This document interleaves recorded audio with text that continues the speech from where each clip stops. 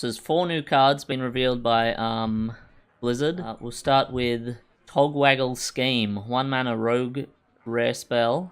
Choose a minion, shuffle 1 copy of it into your deck, and it upgrades each turn. So, it seems to fit in some type of combo deck, and it ensures Rogue never runs out of cards. The Rogue can never fatigue with this card, or it's going to be really hard to fatigue with this card.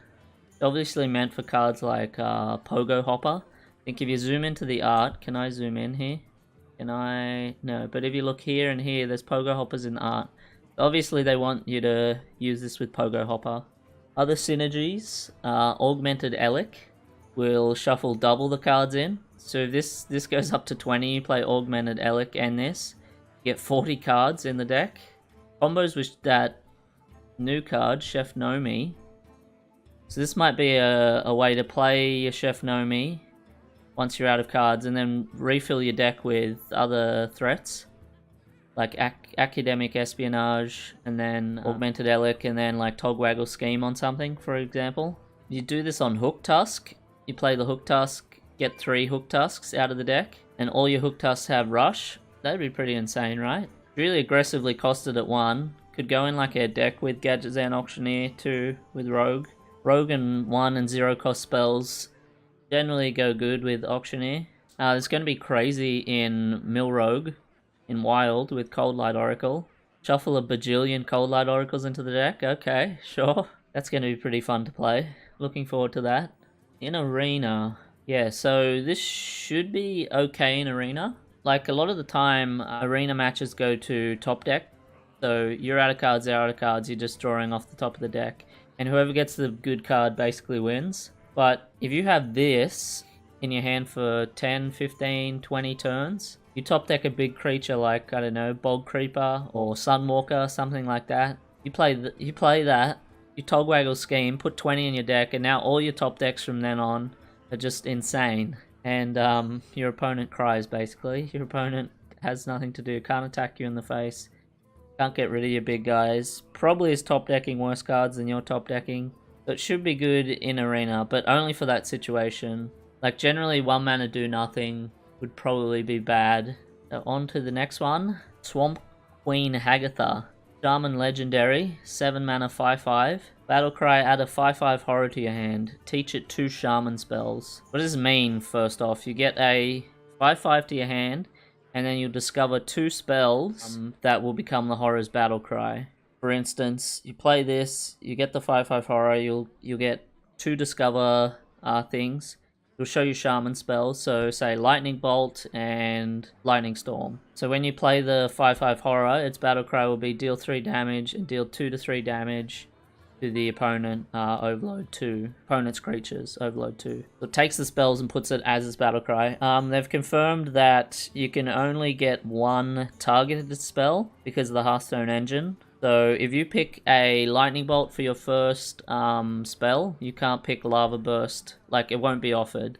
You won't be offered a targeted spell as your second choice. And that's because the Hearthstone engine can't handle double targeting. It's not built into the engine. And you're not always guaranteed to get 1 targeted, 1 not targeted. You can get 2 untargeted spells, you just can't get 2 targeted spells. So how good is this card? 7 mana, do nothing is a big tempo loss on turn 7. 7 mana summon a 5/5 is pretty questionable. So you'll have to have good control cards in Shaman to have this see play, I think. And for you to stay alive. Aggro's good in the new meta, playing a 7 mana 5/5 that does nothing is like just disastrous. But if you can stay alive to turn 8, where you get to play the horror, maybe something can happen there. So in terms of value, it seems really good. So if you can stay alive to get that value, it's really good. It's almost like you're drawing 3 cards from your deck, or you're drawing a 5 mana card from your deck and then bundling 2 cards into it. It's like 3 card value. You also get overloaded by any of the overload on the spells too, which kind of sucks. But yeah, good value, but yeah, you have to stay alive to that point. So we have to be in a control meta, basically. This combos with Shudderwock on Hagatha and the horror. So you play Hagatha, you play the horror, you play Shudderwock, you're getting a 5/5 back to your hand, and you're getting the horror's battle cries to trigger. So it's a double Shudderwock trigger. So it synergizes really well with Shudderwock. It might create some type of value Shaman deck. Shaman has one of the only infinite value engines with the Hagatha hero from the Witchwood. So if lots of Shaman spells that can keep you alive, give you health, give you lots of control tools. If they're printed, I can see a value Shaman being a thing. But if they're not, this is probably too slow. In Arena, this should be really good because it's a lot slower meta. Playing a 7 mana 5/5 isn't terrible.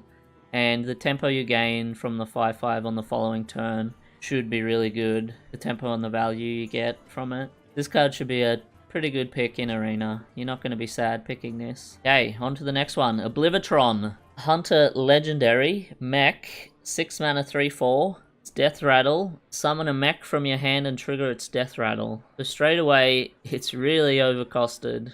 This should technically cost 3 mana for the stats. But how much should the effect cost? We've seen a similar type of effect with Void Caller in Naxxramas. So Void Caller was a 4 mana 3/4. This is a 6 mana 3/4. With 2 extra mana, you trigger the Death Rattle essentially. Is that good enough? Well, it's probably too slow for any of the mechs that are out. Probably way too slow. Like you wouldn't want this to pull like a Spider Bomb. Spider Bomb's a 2/2 Death Rattle, destroy a random enemy minion. Just play the Spider Bomb. Like why bring Oblivitron into this, complicate things, and slow you down to turn 6. So playing this on turn 6 is a massive tempo loss, essentially. The only good Death Rattle mechs that exist in the game right now are kind of like Mechanical Whelp, which would summon you a 9/9 worth of stats. I could pull out the 2/2 and then summon you get a 7/7 and a 2/2. Is that good enough on turn 6? I don't know. What if they just clear the board next turn? Just did all that for nothing. In Wild, you've got like Sneed's Old Shredder, or the other Shredder cards, Piloted Reaper, and that. They're probably the best mechs to get.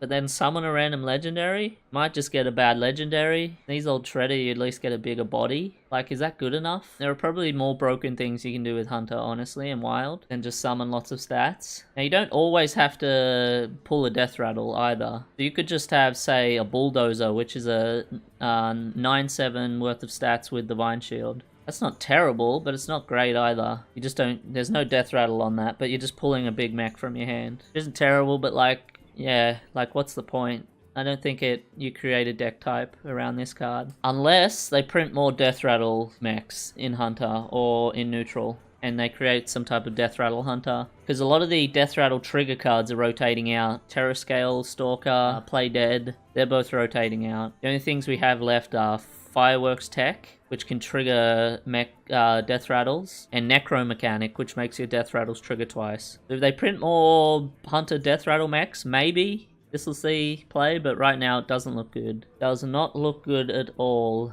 In Arena, it's a big tempo loss to play a 6 mana 3/4, and if you don't have a mech in your hand, you're gonna cry. You're gonna be very sad. If you do have a mech in your hand, like a Bulldozer, that'll be pretty good, but it's really not reliable.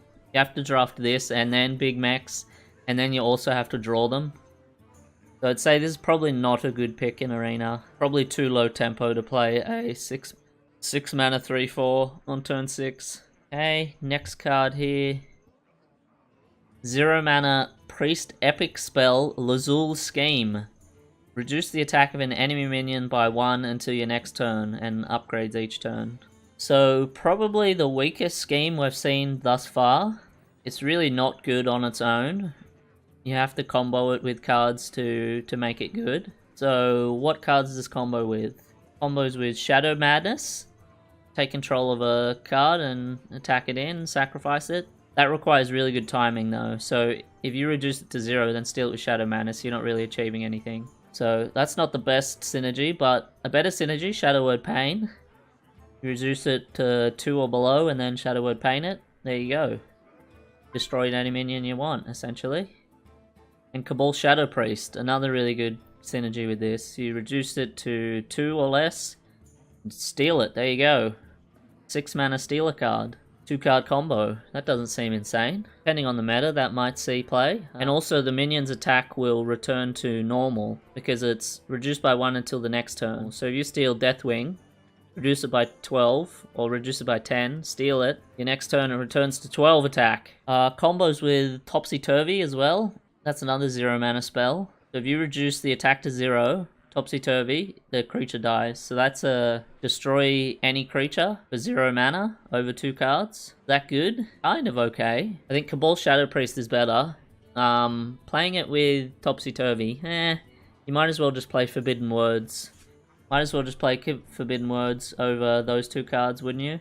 As a flexible removal compared to this and Topsy-Turvy. Unless you played a deck that also utilized Topsy-Turvy and this card, and then you could just use it if you were in desperate need. But potentially I might see play. And also combo with Crazed Alchemist, which is probably more versatile than Topsy-Turvy, because you also get the 2/2 body with it. So you set their attack to 0, Crazed Alchemist, and then it dies. You might also be able to tempo out the Alchemist if you're in an aggro matchup. It seems worse than Pint-Sized Potion, which was a Main Streets of Gadgetzan card that gave all enemy minions -3 attack, and it comboed with Shadow Word Horror. Seems worse than that. It might be good if more 0 mana spells and more cards like Grave Horror that synergize with lots of spells being played. And then you could potentially put this card, put Topsy-Turvy, put Gadgetzan Auctioneer, put Grave Horror, put any of these extra cards they may or may not print into a deck, and then maybe you've got some type of Spell Priest archetype being made. But that's really dependent on what else they print. I don't see that happening right now. They just need, a bit more pushing on that archetype. When you play a spell, get a effect. In Arena, this should be okay. Should be an okay pick. Because trading is much more common in Arena. You'll have a minion, they'll have a minion, and then you'll just trade into it because you want to have board control. So it's like you put Lazul Scheme in there. You eat their minion for free, so it's like a removal, it's like a pseudo removal spell in Arena. But still better would be Forbidden Words, which is an actual removal spell. It doesn't require you to have an active minion on the board. If you're behind, this card's a lot worse than, say, Forbidden Words. When you're even, it's fine, but Forbidden Words is better if you're behind, and that makes it a better card in Arena. The Lazul Scheme should be okay in Arena. Okay, so that's all the cards. So yeah, looking forward to the rest of the cards being shown. I'll review, I guess I'll put out a video every day with the 5 cards. So yeah, hope to see you there.